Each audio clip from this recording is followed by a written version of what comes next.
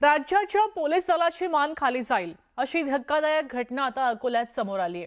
80 लाखांच्या फसवणूक प्रकरणामध्ये पोलीस कोठडीमध्ये असलेल्या एका आरोपी महिलेकडे कर्तव्यावर असलेल्या एका पोलीस अधिकाऱ्यांना शरीर सुखाची मागणी केली असा गंभीर आरोप केला जातोय। या घटनेमुळे अकोला पोलीस दलामध्ये प्रचंड खळबळ झाली आहे आणि वरिष्ठ अधिकाऱ्यांनी या प्रकरणी तातडीने दखल घेतली आहे। संबंधित आरोपी महिलेने महिला पोलीस कर्मचाऱ्याला या घटनेची माहिती दिली होती आणि त्यानंतर महिला कर्मचाऱ्याने तातडीने ही माहिती आपल्या वरिष्ठ अधिकाऱ्यांच्या कानावर घातली। आपल्याच विभागातल्या एका अधिकाऱ्याने असं नीच कृत्य केल्याचे कळताच वरिष्ठ पोलीस अधिकाऱ्यांचा पारा चांगलाच चढला।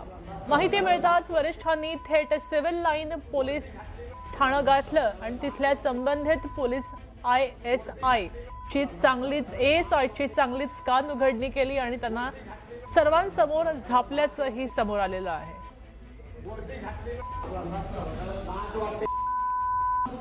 वर्दी